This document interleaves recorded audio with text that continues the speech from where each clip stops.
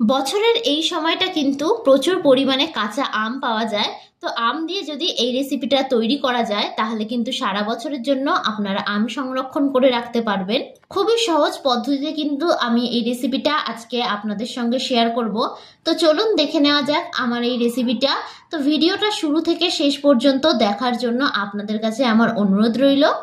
তো সবার প্রথমে আমি এখানে দুটো আম নিয়ে নিয়েছি।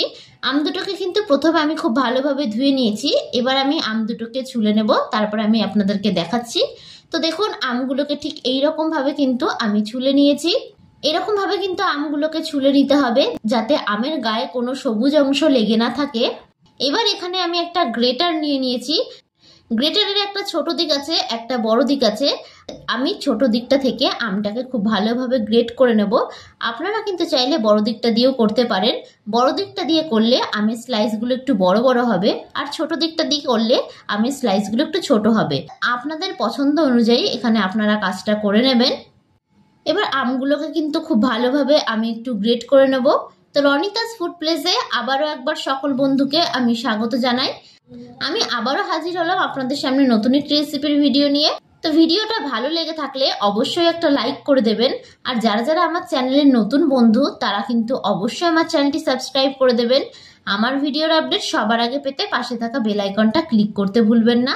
আর যারা যারা ফেসবুক থেকে দেখছেন তারা রনিতাস ফুড প্লেস পেজটিকে ফলো করে দেবেন।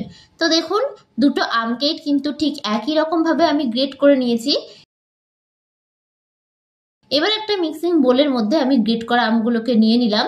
তো দেখুন আমের স্লাইসগুলো কিন্তু ঠিক এইরকম মিহি হয়েছে। আপনাদের হাতের সামনে যদি কোনো প্রকার গ্রেটার না থাকে সেক্ষেত্রে কিন্তু আপনারা খুব মিহিভাবে আমগুলোকে কুচিয়ে নিতে পারেন। এবার আমি এর মধ্যে অ্যাড করে দেব স্বাদ অনুযায়ী চিনি। আমটা কতটা টক সেই অনুযায়ী কিন্তু আপনারা এখানে চিনিটা অ্যাড করবেন। এবার আমি এর মধ্যে দিয়ে দেব স্বাদ অনুযায়ী নুন। নুন দেওয়াতে কিন্তু টক মিষ্টির ব্যালেন্সটা খুব ভালো হবে। এবার কিন্তু এটাকে আমি খুব ভালোভাবে একটু মিশিয়ে নিচ্ছি। একটা চামচের সাহায্যে আমি খুব ভালোভাবে কাজটা করে নিচ্ছি। তবে আপনারা কিন্তু চাইলে কাজটা হাত দিয়েও করতে পারেন। আর আপনাদের কাছে আমার রিকোয়েস্ট থাকলো এই গরমে কাঁচা আম থাকতে থাকতে একবার এই রেসিপিটি বাড়িতে তৈরি করার জন্য। এই রেসিপিটি একবার বানিয়ে কিন্তু আপনারা সারা বছরের জন্য সংরক্ষণ করে রাখতে পারবেন। এবার এটাকে আমি আধ ঘন্টার জন্য রেখে দেব। এতে করে কিন্তু আম থেকে এক্সট্রা জলটা ভালোভাবে বেরিয়ে আসবে। এবার এটাকে আমি ঢাকনা চাপা দিয়ে রেখে দিলাম আধ ঘন্টার জন্য। তবে আপনাদের হাতে সময় কম থাকলে আপনারা 15 মিনিটও রাখতে পারেন। অন্যদিকে আমি একটা কড়াই বসিয়ে দিয়েছি। কড়াইটাকে খুব ভালোভাবে একটু গরম করে নিচ্ছি। এবার আমি এর মধ্যে দিয়ে দেব 1 টেবিল স্পুন ধনে ও দিয়ে দেব 1 টেবিল স্পুন গোটা জিরে ও দিয়ে দিচ্ছি 1 টেবিল স্পুন 5 ফোড়ন ও দিয়ে দিলাম 1 টেবিল স্পুন মৌরি ও দিয়ে দিচ্ছি দুটো শুকনো লঙ্কা। শুকনো কড়াইতে কিন্তু খুব ভালোভাবে মশলাগুলোকে একটু টেলে নিতে হবে। গ্যাসের ফ্লেমটা কিন্তু এই অবস্থায় অবশ্যই মিডিয়ামে রাখবেন, না হলে মশলাগুলো কিন্তু পুড়ে যাবে। মশলাগুলো থেকে যখন একটা সুন্দর গন্ধ বেরোতে শুরু করবে তখনই বুঝে যাবেন যে মশলাগুলো কিন্তু খুব ভালোভাবে ভাজা হয়ে গেছে। এবার আমি গ্যাসের ফ্লেমটাকে অফ করে দেব। অফ করে দিয়ে আমি এটাকে অন্য একটি পাত্রে নামিয়ে খুব ভালোভাবে ঠান্ডা করে নেব। এই মশলাটা কিন্তু অবশ্যই এরকমভাবে তৈরি করে নেওয়ার চেষ্টা করবেন, তাহলে কিন্তু রেসিপিটা খেতে বেশ ভালো হবে। অন্যদিকে আমি একটা ছোট মিক্সিং জার নিয়ে নিয়েছি। এবার আমি আগে থেকে যে গোটা মশলাগুলো টেলে রেখেছিলাম সেটা কিন্তু খুব ভালোভাবে ঠান্ডা করে মিক্সিং জারের মধ্যে দিয়ে দেব। মিক্সিং জারের ঢাকনা বন্ধ করে আমি মশলাটাকে খুব ভালোভাবে একটু গুঁড়ো করে নেব। তো দেখুন এইরকমভাবে কিন্তু মশলাটাকে আমি গুঁড়ো করে নিয়েছি। এবার অন্যদিকে আমি আধ ঘন্টা পর ফিরে আসলাম। দেখুন আম থেকে কিন্তু কতটা জল বেরিয়ে এসছে। চিনি ও নুন মাখিয়ে রাখাতে কিন্তু আম থেকে অনেকটাই জল বেরিয়ে এসছে। এবার আমি এর মধ্যে অ্যাড করে দেব হলুদ গুঁড়ো ও দিয়ে দিচ্ছি 1 টিস্পুন লঙ্কার গুঁড়ো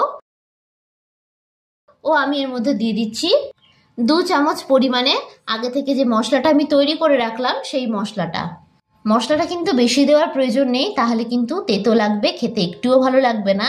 এবার এটাকে কিন্তু খুব ভালোভাবে আমি একটু মিশিয়ে নেব। ভিডিওটা কেমন লাগলো অবশ্যই কিন্তু আমাকে কমেন্ট বক্সে জানাতে ভুলবেন না। আমি কিন্তু খুব ভালোভাবে একটু চামচ দিয়ে মিশিয়ে নিচ্ছি। আমি এক্সট্রা করে এর মধ্যে কোনো জল দেব না, জল দিলে কিন্তু বেশি দিন সংরক্ষণ করে রাখা যাবে না। তো দেখুন এটাকে কিন্তু খুব ভালোভাবে আমি একটু মিশিয়ে নিয়েছি। অন্যদিকে আমি একটা কড়াই বসিয়ে নিয়ে কিন্তু খুব ভালোভাবে গরম করে নিয়েছি।